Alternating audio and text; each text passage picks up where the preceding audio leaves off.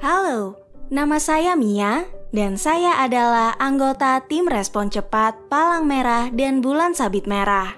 Saya bagian dari tim lokal yang membantu lingkungan kami di saat kondisi yang sangat membutuhkan kami. Seperti yang telah Anda ketahui, penting bagi Perhimpunan Nasional untuk mempersiapkan segalanya dalam menghadapi berbagai macam situasi. Namun, bagaimana kami melakukannya? Pendekatan kesiapsiagaan dalam efektif respon dapat berkontribusi untuk memperkuat kapasitas respon Perhimpunan Nasional secara keseluruhannya. Kami telah memprioritaskan kegiatan utama yang penting untuk tindakan kesiapsiagaan yang lebih baik. Kegiatan utama ini berdasarkan pada mandat tambahan yang diberikan kepada kami, resiko yang kami hadapi, dan kapasitas kami secara keseluruhan. Terdapat dua hal utama yang kami pandang sebagai rencana kontingensi dan rencana keberlangsungan bisnis kami.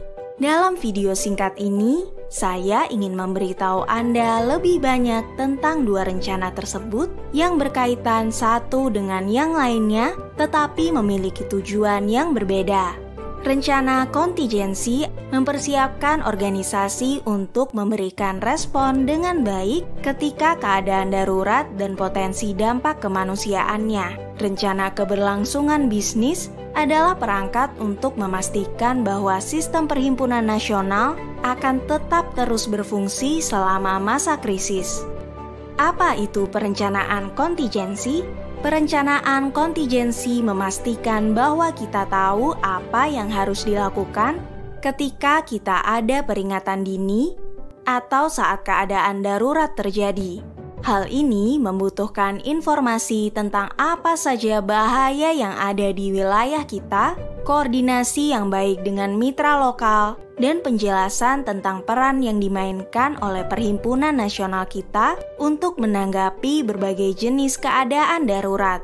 Di kabupaten saya misalnya, keadaan banjir terjadi semakin parah dan terutama sering terjadi pada musim hujan. Hal tersebut yang dapat memicu wabah kolera secara teratur dan dapat menyebabkan hilangnya mata pencaharian. Oleh karena itu, kami telah merencanakan skenario ini dalam rencana kontingensi kami.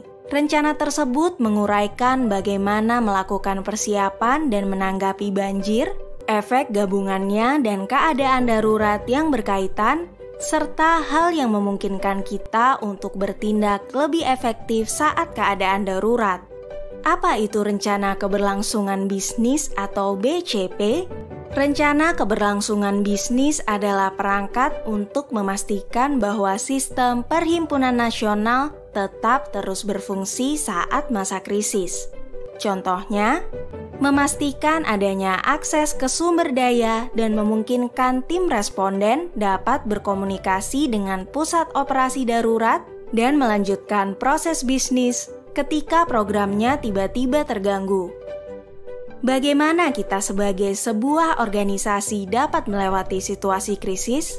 Bagaimana kami dapat terus memberikan layanan kemanusiaan? Siapa yang akan melakukan pengiriman barang jika perusahaan kargo yang biasanya kami gunakan terpengaruh? Bagaimana kami dapat mengatasi biaya yang telah kami keluarkan jika bank tutup atau donor kami tidak dapat mengirimkan uang kepada kami? Apa saja langkah-langkah yang ada untuk melindungi staf dan relawan kita sendiri dari kemungkinan bahaya dari suatu situasi yang berbahaya?